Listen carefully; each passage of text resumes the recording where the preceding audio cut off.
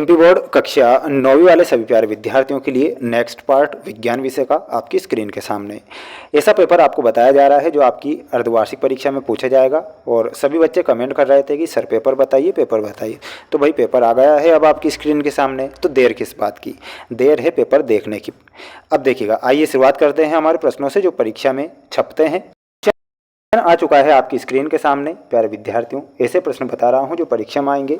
सबसे मेन बात ये आपको बता दूं, पहला पेपर क्वेश्चन देखिएगा, सही विकल्प में मैग्नीशियम क्लोराइड का रासायनिक सूत्र बताइए। प्यारे विद्यार्थियों, अब क्वेश्चन खुद ये कह रहा है कि मुझे याद करो।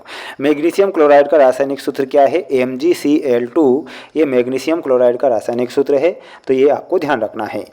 इलेक्ट्रॉन की खोज किसने की थी? इलेक्ट्रॉन की खोज की थी जे थॉमसन ने। किसने की थी? जे थॉमसन ने इलेक्ट्रॉन की खोज की थी।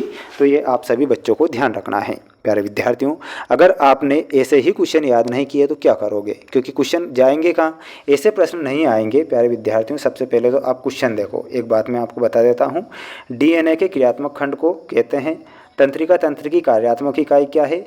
द ओरिजिन ऑफ स्पीसीज पुस्तक के लेखक कौन है? इलेक्ट्रॉन की खोज। अगर ऐसे प्रश्न परीक्षा में नहीं आएंगे तो प्यारे विद्यार्थियों जाएंगे कहाँ? कमी आपकी सिर्फ यही है कि आप इन्हें याद नहीं करते हो। कमेंट में आकर ये कहते हो एग्ज़ाम देने के बाद में सर पेपर नहीं आया। अरे भाई, तूने पेपर नहीं देखा इसलिए पेपर नहीं आया। पहले पेपर देखता, उसके बाद कमेंट में आके कहता। कमी यही होती है प्यारे विद्यार्थियों। एक तो सबसे बड़ी कमी आपकी ये है कि आप प्रश्नों को अच्छे से याद नहीं करते हो, है ना। इसलिए सबसे पहले आप इन प्रश्नों को याद करें, जिसके बाद ही आप कमी बताएं। DNA के क्रियात्मक खंड को क्या कहते हैं? तो यहाँ पर आपको बताना है जीन।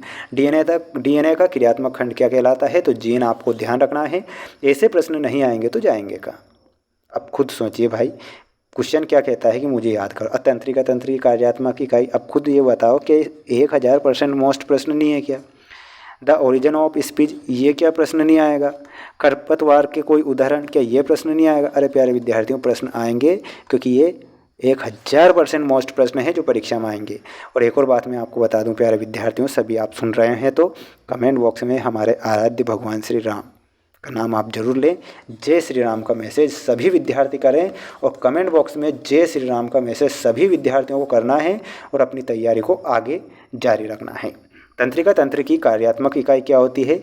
तो तंत्रिका तंत्र की कार्यात्मक इकाई neuron. The origin of species Charles Darwin की पुस्तक है। खरपतवार के उदाहरण हैं, तो खरपतवार के उदाहरण क्या हो जाएगा? गोखरू, गाजर घास, मोथा।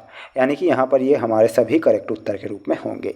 ऐसे प्रश्न बता रहा हूँ जो कि परीक्षा में डेफिनेटली पूछे जाएंगे। त्रैमासिक परीक्षा में जिस प्रकार हमने धमाल मचाया था, क्या मचाया था? धमाल मचाया था। ऐसे प्रश्न मैंने आपको बताए थे, क्या अब परीक्षा में नहीं आएंगे? अरे भाई, पूरा आएगा पेपर, याद करना है आपको और कुछ नहीं करना है। गुरुत्वाकर्षण का नियम किसने दिया था? तो आप सभी बच्चे जानते हैं, गुरुत्वाकर्षण का नियम दिया था न्यूटन ने। कार्य का ऐसा ही मात्रक क्या होता है? तो कार्य का जूल होता है, तो जूल आपको ध्यान रखना है। अब ऐसे प्रश्न अगर 100% मोस्ट नहीं है तो क्या आप क्या याद करोगे? याद करोगे क्या फिर? अगर ऐसे ही प्रश्न परीक्षा में नहीं आएंगे तो फिर परीक्षा में आएगा क्या? फिर तो पेपर परीक्षा में कुछ नहीं आएगा, पेपर खाली आएगा आपका। इसलिए इन प्रश्नों को पढ़ें, क्योंकि ये जो प्रश्न बता रहा हूँ सबसे मेन बात ये कि 100% ये मोस्ट इम्पोर्टेंट है और परीक्षा में आएंगे। बर्फ का गलनांक केल्विन में बताना है, तो 273 लिखना है। क्या लिखिएगा? ये क्या हो गया, पेन नहीं चल पा रहा है यहाँ पे। 273 केल्विन। मिल्क ऑफ मैग्नीशिया का परिक्षेपण माध्यम से होता है, तो मिल्क ऑफ मैग्नीशिया में परीक्षण माध्यम क्या होता है? द्रव होता है, तो यहाँ पर आपको द्रव लिखना है। क्लोरीन का परमाणु द्रव्यमान क्या होता है? तो 35.5 बताना है, 35.5। केनाल किरणों की खोज किसने की थी? तो गोल्डस्टीन ने की थी। किसने की थी? लिखिएगा, गोल्डस्टीन।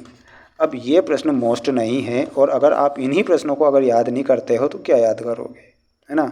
अब आगे आपकी मर्जी। अरे भाई, जिसे पढ़ना है ना वो बच्चा रुक कर पढ़ेगा, और कॉपी में सबसे पहले तो कॉपी में लिखेगा कि सर अगर बता रहे हैं तो बिल्कुल डेफिनेटली प्रश्न परीक्षा में आते हैं, है ना। इतना जरूर बता सकते हैं, आगे आपकी मर्जी, करो या ना करो, हमारा क्या है।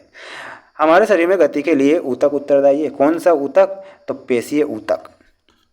कैसा ऊतक? तो इसमें आपको लिखना है पेशीय ऊतक। पादप जगत का उभयचर वर्ग में पौधों को कहा जाता है, तो ब्रायोफाइटा। लिखिएगा, ब्रायोफाइटा। प्रति एकांक क्षेत्रफल पर लगने वाले प्रणोद को क्या कहते हैं? तो उसे दाब कहा जाएगा। कार्य का सूत्र बल इंटू विस्थापन होता है। अगर ऐसे प्रश्न नहीं आएंगे तो जाएंगे कहाँ? अब याद आगे आपको करना। अगर हमारी इतनी तबीयत ख़राब होने पर भी अगर हम आपको इतना मोस्ट इम्पोर्टेंट प्रश्न बता रहे हैं तो भला आपका होगा, ना कि हमारा। भाई हमारी कोई एग्ज़ाम नहीं है, हमारा तो एक कर्तव्य है कि भाई आपको अच्छे प्रश्न बताएं और मोस्ट प्रश्न बताएं। अमोनियम सल्फेट, इसमें ऑप्शन नंबर डी से मिलाना है NH4 to SO4। प्रोटियम और ड्यूटेरियम, तो इसमें आपको मिलाना है ऑप्शन नंबर सी, ये समस्थानिक होते हैं। कोशिका, थर्ड में कोशिका में आपको बताना है कोशिका खोज रॉबर्ट हुक ने। रेखित पेशी में क्या हो जाएगा? फोर्थ में ऑप्शन नंबर ए ऐच्छिक पेशी होती है। बल का मात्रक क्या होता है? तो बल का मात्रक हो जाएगा न्यूटन। कार्य करने की क्षमता ऊर्जा होती है, ऑप्शन नंबर जी। ध्वनि अनुदैर्ध्य तरंगे। और लैंगिक रोग में आपको बताना है एड्स। तो ये आप सभी विद्यार्थी इन्हें रट लीजिए प्यारे विद्यार्थियों। बार बार अगर मैं आपसे कह रहा हूँ कि ये 100% मोस्ट हैं, तो प्यारे विद्यार्थियों प्रश्न आएंगे परीक्षा में, बिल्कुल आपको निश्चिंत होकर इन्हें याद करना है। क्योंकि ये जो प्रश्न नहीं, अरे भाई ये प्रश्न नहीं, ऐसे प्रश्न हैं जो कि 100% परीक्षा में आते हैं। मक्खन में, अगला क्वेश्चन, मक्खन में परिक्षेपण अवस्था क्या है? तो परिक्षेपण जो अवस्था है, द्रव स्थिर अनुपात का नियम किसने प्रस्तुत किया? तो जोसेफ प्राउस्ट ने। लिखिएगा यहाँ पर जोसेफ प्राउस्ट। अगर जीवन की मूलभूत इकाई क्या होती है? कोशिका। कोशिका। जंतु जगत के सबसे बड़े संघ का क्या नाम है? तो जंतु जगत का सबसे बड़ा संघ, फोर्थ में होगा संधिपाद। संधिपाद। अल्ट्रासोनोग्राफी के लिए किन तरंगों का उपयोग किया जाता है? पराध्वनि तरंगों का। पराध्वनि तरंगों का। एक संक्रामक रोग का नाम लिखिए। तो 6 रोग। 6 रोग। उस कंपोस्ट का नाम लिखिए जिसका निर्माण केंचुए की सहायता से होता है। तो वर्मी कंपोस्ट। Vermi compost. एक गाड़ी का ओडोमीटर क्या मापता है? तो दूरी को।